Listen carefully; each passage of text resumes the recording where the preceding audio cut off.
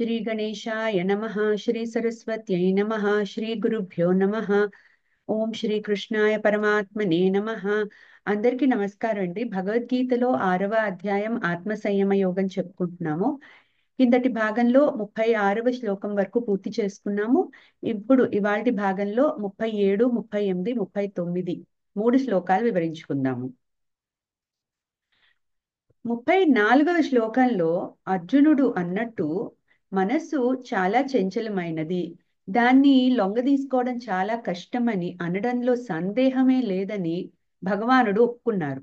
కానీ అభ్యాసము, వైరాగ్యము అనే రెండు ఉపాయాలతో మనస్సుని లొంగదీసుకోవచ్చని భగవానుడు 35వ శ్లోకంలో చెప్పారు. స్వాధీనము కాని మనస్సు గలవాడికి ధ్యానయోగంలో విజయము పొందడం కష్టం. కానీ నిత్య ప్రయత్నశీలుడై ఉండి ఇంద్రియ నిగ్రహము మొదలైన ఉపాయాల ద్వారా మనస్సుని స్వాధీనపరుచుకున్న వాడికి యోగంలో విజయం పొందడానికి సాధ్యమవుతుంది. ఇది నా నిశ్చయము అని భగవానుడు 36వ శ్లోకంలో చెప్పారు. ధ్యానయోగ పద్ధతి అంతా విన్న అర్జునుడికి ధ్యానయోగ అభ్యాసము మొదలుపెట్టి ఈ జన్మలో అందులో సిద్ధి పొందలేకపోయిన సాధకుడి గతి ఏంటి అన్న సందేహం కలిగింది. అదే సందేహాన్ని అర్జునుడు రాబోయే 3 శ్లోకాలలో భగవానుణ్ణి అడగబోతున్నాడు. అవి మనం చూద్దాము. మొదట 37వ శ్లోకం చదువుకుందాము. అర్జున ఉవాచ అయతి శ్రద్ధయోపేతః యోగాచ్చలితమానసః అప్రాప్య యోగ సంసిద్ధిం కాంగతిం కృష్ణ గచ్చతి. అయతి శ్రద్ధయోపేతః యోగాచ్చలితమానసః అప్రాప్య యోగ సంసిద్ధిం కాంగతిం కృష్ణ గచ్చతి. ఈ శ్లోకం యొక్క పద విభజన చూద్దాము. అయతి శ్రద్ధయా ఉపేతః యోగాత్ చలితమానసః అప్రాప్య యోగ సంసిద్ధిం కాంగతిం కృష్ణ గచ్చతి. ఈ శ్లోకంలో అయతి అంటే నిర్లక్ష్యము, శ్రద్ధయా ఉపేతః అంటే శాస్త్రవాక్యాల మీద విశ్వాసము, అలాగే శ్రద్ధ కలిగి ఉండి యోగాభ్యాసము మొదలుపెట్టిన సాధకుడు. అప్రాప్య యోగ సంసిద్ధిం దృఢమైన యోగ సిద్ధిని పొందకుండా, అప్రాప్య అంటే ప్రాప్యం కాకుండా, కాంగతిం కృష్ణ గచ్చతి ఎటువంటి ఫలితాన్ని పొందుతాడు అంటే అప్రాప్య యోగ సంసిద్ధిం అంటే దృఢమైన యోగ సిద్ధిని పొందకుండా గనక ఈ జన్మ చాలించేస్తే ఏమవుతుంది అతని గతి అని చెప్పి అడుగుతున్నాడు. దీని తాత్పర్యం ఏంటంటే, ఓ శ్రీకృష్ణ, ఈ మార్గంలో శ్రద్ధతో ప్రయాణం ప్రారంభించి కూడా చంచలమైన మనస్సు కారణం చేత తగినంత పరిశ్రమించక యోగ లక్ష్యాన్ని ఈ జన్మలో సాధించలేకపోయిన యోగి యొక్క గతి ఏమిటి అని అడుగుతున్నాడు. ఇక్కడ భగవానుడు బోధించిన ఆత్మ ధ్యాన యోగంలో ప్రయాణము మొదలుపెట్టి సిద్ధి రాకముందే గనక ఆయుష్ తీరిపోతే ఆ సాధకుడి పరిస్థితి గురించి అర్జునుడు అడుగుతున్నాడు. ఈ శ్లోకంలో అర్జునుడు ముఖ్యంగా కర్మ మార్గాన్ని వదిలిపెట్టి జ్ఞాన మార్గంలో ధ్యాన యోగ సిద్ధి కోసం ప్రయత్నించే సాధకుల గురించి చెప్తున్నాడు. ఇటువంటి వారికి మామూలు గృహస్థుల లాగా పూజ, హోమాది రూపమైన పుణ్యకర్మలు చేసే అవకాశం ఉండదు. అంటే ఒక రకంగా వాళ్ళు సన్యాస ఆశ్రమంలోకి వెళ్ళిన వాళ్ళు. అందుకనే వారికి కర్మ మార్గంలో పురోగతి ఉండదు అని భావిస్తున్నాడు అర్జునుడు. కాబట్టి జ్ఞాన మార్గంలో విజయము తప్పకుండా పొంది తీరాలి అని అర్జునుడు అనుకుంటున్నాడు. కర్మ మార్గం వాళ్ళు వదిలిపెట్టారు కాబట్టి జ్ఞాన మార్గంలోకి వెళ్ళారు గనక దానిలో విజయం సాధించి తీరాలి. ఒకవేళ సాధించలేకపోతే విజయం, అప్పుడు ఏమవుతుంది అతని గతి? శాస్త్ర వాక్యాల మీద, గురుబోధల మీద నమ్మకం ఉండి ఒక సాధకుడు కర్మ మార్గం వదిలి జ్ఞాన మార్గంలోకి వెళ్ళాడు అనుకుందాం. సో అతను అక్కడ ఆ సాధన మొదలెట్టాడు. ఎప్పటికో అప్పటికి సిద్ధి వస్తుందిలే అన్న విశ్వాసంతో అతను యోగాభ్యాసము చేస్తూ ఉండగా ఏదో ఒక దశలో, అంటే అది ఒక రోజులో రాదు కాబట్టి నిరంతరం అభ్యాసం కదా, అది చేస్తూ ఉండగా కొన్ని కారణాల వల్ల, లేకపోతే నిర్లక్ష్యం వల్లనో మరే కారణం వల్లనైనా అతని మనసు గనక యోగాభ్యాసం నుండి జారిపోయే అవకాశం ఉంది. ఎందుకు? మనసు చాలా చంచలమైందని మనం ముందే అనుకున్నాం కదా. సో ఆ మనసును గట్టిగా పట్టుకుని ఆ బయట విషయాలన్నీ వదిలిపెట్టి కేవలం ధ్యానం మీద దృష్టి పెట్టాలి అంటే ముందు అతనికి చిత్తశుద్ధి అవసరం. సో అటువంటి చిత్తశుద్ధి అతను పొందాడా లేదా మనకి తెలియదు. కానీ ఒకవేళ పొందకుండా గనక ఇటువంటి మార్గంలోకి వెళ్తే జారిపోయే అవకాశం 100% ఉంది. సో అందుకని అతడి మనస్థితి ఎలా ఉందో తెలియదు. కానీ ఒకవేళ గనక అతని మనస్థితి ప్యూర్ ధ్యానానికి గనక సహకరించకపోతే ఏదో ఒక టైంలో అది జారిపోయే అవకాశం ఉంటుంది. సో ఆ ధ్యానానికి పట్టుకుని నిలకడగా ఉండలేకపోయినా, పోనీ ఉన్నాడే అనుకుందాం, ఒకవేళ అనుకున్న ప్రారంభవశాత్తు అతని ఆయుష్ తీరిపోయి ఒకవేళ అతను గనుక మరణిస్తే అప్పుడు కూడా అతనికి ఆ యోగ సిద్ధి అనేది లభించక ముందే అతను మరణించాడు. అప్పుడు ఏమవుతుంది? అతనికి ఒకవేళ ఏ రకంగా అయినా అంటే మనసు జారిపోయి యోగ సిద్ధి పొందకపోయినా, లేదు మరణించి అంటే అతని ఆయుష్ తీరిపోయి యోగ సిద్ధి పొందకపోయినా, ఏ కారణం చేత అయినా సరే యోగ సిద్ధి పొందలేదు కాబట్టి అతడు ఆ ఇప్పుడు ఏమవుతాడు? మరి యోగ సిద్ధి కోసమే ఆ మార్గంలోకి వెళ్ళాడు, అది దక్కలేదు. మరి ఏమిటి ఇప్పుడు అతని పరిస్థితి అని అంటున్నాడు అర్జునుడు. అని అతనికి ఒక ఆలోచన వచ్చింది. సో అదే ఆ ఆలోచనే ఇప్పుడు చెప్తున్నాడు కృష్ణుడితో. ఇప్పుడు కర్మ మార్గం వదిలిపెట్టాడు గనక ఇహలోకంలో ఎటువంటి పురోగతి ఉండదు. అంటే అతనికి ఏ సుఖాలు గాని ఏదైనా సాధించాలి అన్న అది ఇది వదిలేసుకున్నాడు అతను కర్మ మార్గంలో. ఇంకా పుణ్యకర్మల ద్వారా లభించే స్వర్గాది లోకాలు కూడా అతడికి దక్కవు. ఎందుకు? కర్మ మార్గంలో వాళ్ళకి ఆ ఫెసిలిటీ ఉంది. గృహస్థాశ్రమంలో ఉండి కర్మ మార్గంలో ఉన్న వారికి ఈ పాపాలు పుణ్య కార్యాలు చేసినప్పుడు స్వర్గాది లోకాలు వచ్చే ఫెసిలిటీ ఉంది. కానీ జ్ఞాన మార్గంలో అది లేదు. అందుకని జ్ఞానయోగం యొక్క పరమ లక్ష్యమైన ముక్తి ఎట్లాగో రాదు. ఎందుకు? సిద్ధి పొందలేదు.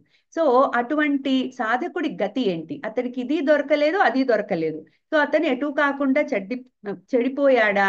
ఏ మార్గానికి ఆ దక్కకుండా ఏ మార్గంలో అడ్వాంటేజెస్ కూడా అతను తీసుకోలేకపోయాడు కదా అని చెప్పి అర్జునుడికి ఒక డౌట్ వచ్చి అదే విషయాన్ని కృష్ణుడితో అంటున్నాడు.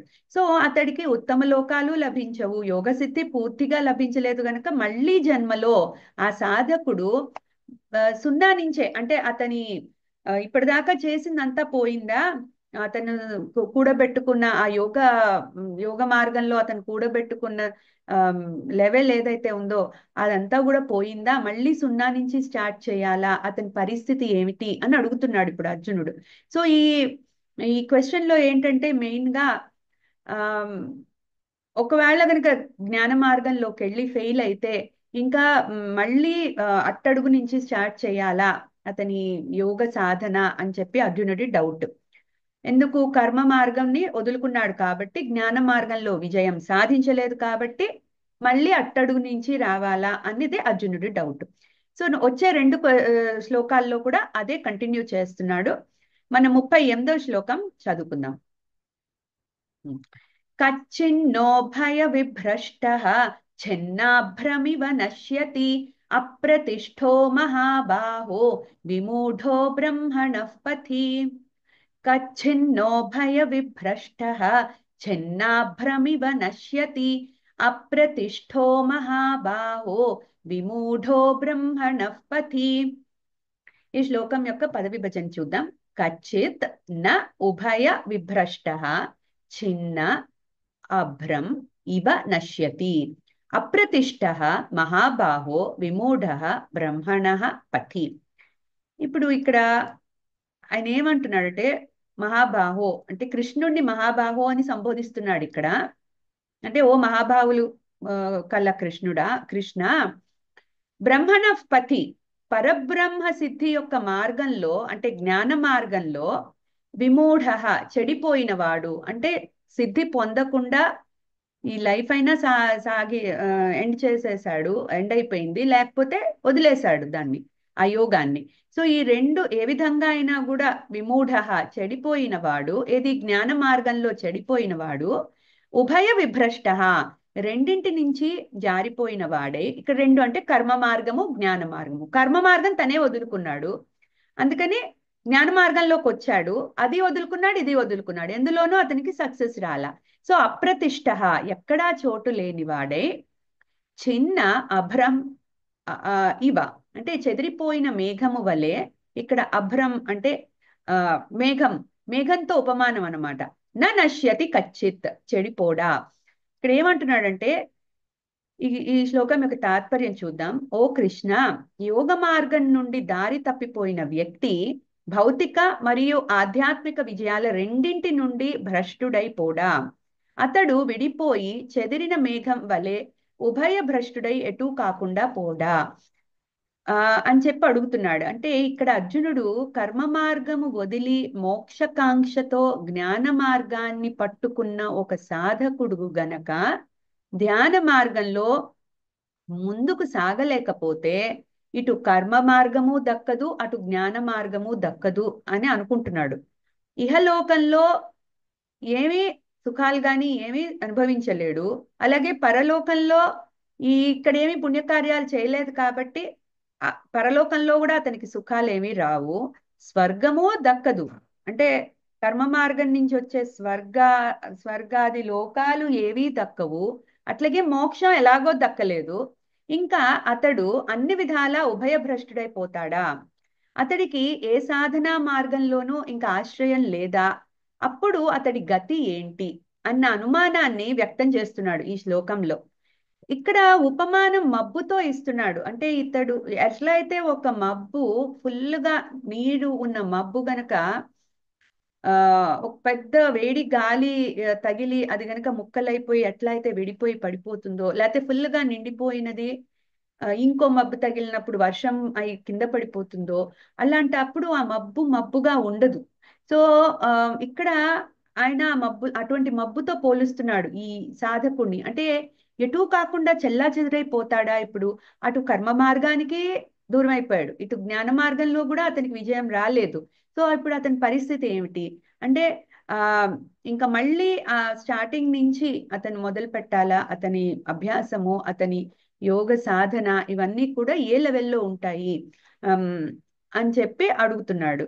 సో ఇట్లా తన అనుమానాన్ని వ్యక్తం చేసిన అర్జునుడు 39వ శ్లోకంలో పైగా ఇంకోటి ఏమంటున్నాడంటే, అతని భవిష్యత్ అంతా కూడా నిష్ఫలమై చెడిపోతుందా, అంటే ఇప్పటిదాకా చేసిందంతా పోయిందా? అంటే ఎంతో కొంత చేశాడు కదా ఇప్పటిదాకా, సిద్ధి రాలేదు సరే, బట్ ఎంతో కొంత చేశాడు, కానీ దానికి కూడా ఫలితం రాకుండా పోతుందా, నిష్ఫలమైపోతాడా అని అర్జునుడు భావిస్తున్నాడు ఇప్పుడు. అంటే అతనికి వచ్చిన డౌట్ ఏంటంటే, యోగ సాధనలో గనక విజయము రాకపోతే, అంటే సిద్ధి పొందకపోయినా ముక్తి పొందకపోయినా ఇంకా అటువంటి సాధకుడు నిష్ఫలుడైపోతాడా? ముందు నుంచి కూడా అర్జునుడు జ్ఞాన మార్గం వైపే అతను ఎక్కువ ఇంట్రెస్ట్ చూపించాడు. ఎందుకు? ఈ యుద్ధము అవాయిడ్ చేయాలి అన్న ఉద్దేశంతో నేను జ్ఞాన మార్గం నుంచే ముక్తి పొందుతాను అని అతని ఇంట్రెస్ట్ చూపించినప్పుడు శ్రీకృష్ణ పరమాత్మ నువ్వు ఇంకా దానికి రెడీగా లేవు అని చెప్పి నువ్వు కర్మ మార్గంలో ఉండి అట్లాగే చిత్తశుద్ధి పొంది తర్వాత జ్ఞాన నిష్టతో కర్మ సన్యాసం చేస్తూ, కర్మలో అకర్మ చేస్తూ కర్మ ఫలితాన్ని వదిలిపెట్టి అట్లాగే జ్ఞాన నిష్టతో కర్మ సన్యాస అదే వివిధిష సన్యాసంలోకి వెళ్ళి ఆ తర్వాత ఈ విద్వత్ సన్యాసం ఇవన్నీ ఈ లెవెల్కి వెళ్ళాలి అని ఆయన ఇప్పటిదాకా చెప్తూ వచ్చారు. మనం 5వ అధ్యాయంలో కూడా చూసాము, అదే 6వ అధ్యాయంలో మొదట్లో కూడా చూసాము. సో ఇదంతా నువ్వు రెడీగా లేవు ఇంకో కర్మకి, నువ్వు జ్ఞానానికి రెడీగా లేవు కాబట్టి కర్మ చెయ్యి అని చెప్పి బోధించారు. అయితే ఇప్పుడు అర్జునుడికి ఇప్పుడు డౌట్ ఏం వచ్చిందంటే, ఇక జ్ఞాన మార్గంలో గనక ఫెయిల్ అయితే సరే కర్మ మార్గం ఎట్లాగో ఉంది, బట్ జ్ఞాన మార్గంలో గనక ఫెయిల్ అయితే ఇంకా అటువంటి సాధకుడి పరిస్థితి ఏమిటి అని అడుగుతున్నాడు. సో ఇట్లా తన అనుమానాన్ని వ్యక్తం చేసిన అర్జునుడు ఇంకా 39వ శ్లోకంలో భగవానుణ్ణి తన సందేహాన్ని తీర్చమని కోరుతున్నాడు. అది చూద్దాము. 39వ శ్లోకం. ఏతన్మే సంశయం కృష్ణ ఛేత్తుమర్హస్య శేషతః త్వదన్యః సంశయస్యాస్య ఛేత్తా నహ్యుపపద్యతే. ఏతన్మే సంశయం కృష్ణ ఛేత్తుమర్హస్య శేషతః త్వదన్యః సంశయస్యాస్య చేత్తానహ్యుపపద్యతే. ఈ శ్లోకంలో ఆ భగవ ఆ, అర్జునుడు ఏమంటున్నాడు, ఈ పద విభజన చూద్దాం ముందు. ఏతత్ మే సంశయం కృష్ణ ఛేత్తుం అర్హసి అశేషతః త్వత్ అన్యః సంశయస్య అస్య చేత్త న హి ఉపపద్యతే. ఇక్కడ ఏమంటున్నాడంటే అర్జునుడు, ఆ, ఏతత్ ఏతత్ మే సంశయం కృష్ణ, ఓ కృష్ణ, నా యొక్క ఈ సందేహాన్ని చేత్తుం అర్హసి అశేషతః, నిశ్శేషంగా నివృత్తి చేయడానికి నువ్వే తగిన వాడివి. హి, నెక్స్ట్ లైన్ లో ఉన్న హి ఇక్కడ తెచ్చుకోవాలి, ఎందుకంటే త్వత్ అన్యః సంశయస్య అస్య, నీవు తప్ప ఈ సందేహాన్ని చేత్తాన ఉపపద్యతే, నువ్వు నివృత్తి చేసే యోగ్యమైన వాళ్ళు ఇంకెవరూ లేరు అని చెప్తున్నాడు. అంటే ఈ శ్లోకం యొక్క తాత్పర్యం చూద్దాం. ఓ కృష్ణ, నా యొక్క ఈ సందేహాన్ని నిశ్శేషంగా నివృత్తి చేయడానికి నువ్వే సమర్థుడవు, ఎందుకంటే నీవు తప్ప ఈ సందేహాన్ని నివృత్తి చేసే యోగ్యమైన వారు ఇంకెవరూ లేరు అని చెప్తున్నారు. ఇక్కడ అర్జునుడు ఒక్క పరమాత్మ తప్ప ఈ సందేహాన్ని తీర్చే సమర్థత మిగిలిన దేవతలు గాని ఋషులకు గాని సాధ్యం కాదు అని చెప్తున్నారు. ఇక్కడ ఇంకెవ్వరూ లేరు అంటే ఇతర దేవతలు గాని ఋషులు గాని వాళ్ళని ఉద్దేశించి చెప్తున్నాడు. ఇక్కడ ఇక్కడ అర్జునుడు శ్రీకృష్ణుడిని పరమాత్మగా అంగీకరించాడు. ఎందుకు?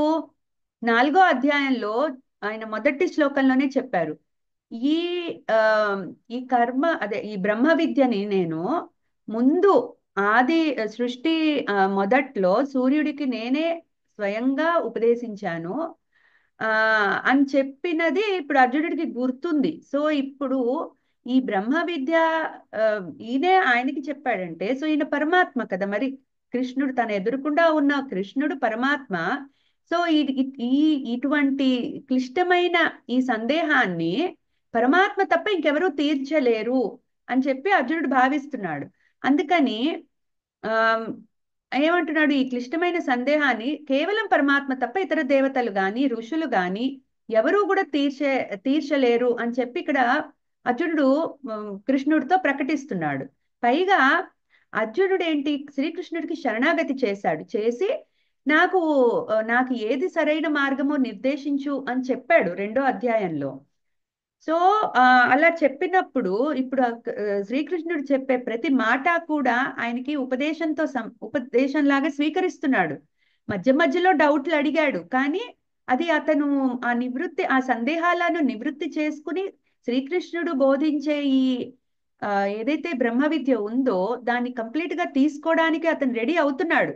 అందుకని ఇక్కడ అడుగుతున్నాడు, ఈ క్లిష్టమైన నా సందేహాన్ని, అంటే యోగం ఇప్పటి వరకు ఏ జ్ఞాన యోగం అయితే అతను జ్ఞాన యోగంలోకి వెళదాం అనుకున్నాడు అది కరెక్ట్ కాదు అని కృష్ణుడు చెప్తున్నాడు. నీకు ఇంకా కరెక్ట్ కాదు అది, ఎందుకు నీ మెంటల్ స్టేటస్ దానికి వెళ్ళలేదు కాబట్టి నీకు అది కరెక్ట్ కాదు, నువ్వు అందుకని కర్మ ద్వారానే ఆ స్టేజ్కి వెళ్ళు అని చెప్పి ఇప్పటిదాకా ఉపదేశించాడు. అందుకనే ఇప్పుడు అర్జునుడు దానికి రెడీ అవుతున్నాడు. ఇప్పుడు అంటే ఆ యాంగిల్లో ఆలోచిస్తే ఇప్పుడు జ్ఞాన యోగంలో గనక ఫెయిల్ అయితే ఏంటి అన్న డౌట్ అతనికి వచ్చింది. సో కర్మయోగం వదిలి జ్ఞాన యోగంలోకి ఎట్టి పరిస్థితుల్లో చిత్తశుద్ధి రాకుండా వెళ్ళకూడదు అని డిసైడ్ అవుతున్నాడు ఇప్పుడు. అందుకే ఈ క్వశ్చన్ అడిగాడు ఇప్పుడు. సో పైగా ఏంటి, అర్జునుడు శ్రీకృష్ణుడికి శరణాగతి చేసి ఉత్తమ శిష్య లక్షణాన్ని ఆల్రెడీ ప్రదర్శించాడు. సో తన సందేహాలని నిర్భయంగా భగవాను అడిగి తెలుసుకోవాలన్న తపన అతడిలో అడుగడుగునా కనిపిస్తోంది. సో ఇప్పుడు ఈ ప్రశ్నకు భగవానుడు రాబోయే 6 శ్లోకాలలో తన సమాధానాన్ని చెప్తారు. అవి వచ్చే భాగాలలో తెలుసుకుందాము. మళ్ళీ కలుసుకుందామండి. చాలు, ఒకసారి 3 శ్లోకాలని చదువుకుని ముగించుకుందాం. అర్జున ఉవాచ అయతి శ్రద్ధయోపేతః యోగాచ్చలితమానసః అప్రాప్య యోగ సంసిద్ధిం కాంగతిం కృష్ణ గచ్చతి. కచ్చిన్నో భయ విభ్రష్టః ఛిన్నాభ్రమివ నశ్యతి అప్రతిష్ఠో మహాబాహో విమూఢో బ్రహ్మణః పథి. ఏతన్మే సంశయం కృష్ణ ఛేత్తుమర్హస్య శేషతః త్వదన్యః సంశయస్యాస్య చేత్తా నహ్యుపపద్యతే. చాలండి. వచ్చే భాగంలో భగవానుడి సమాధానాలు చూద్దాము. అంతదాకా సెలవు. ధన్యవాదాలు. జ్ఞానానందమయం దేవం నిర్మల స్ఫటికాకృతిం ఆధారం సర్వ విద్యానాం హయగ్రీవముపాస్మహే. ఏతత్ ఫలం శ్రీ సద్గురు దివ్య చరణారవిందార్పణమస్తు. సర్వం శ్రీకృష్ణార్పణమస్తు.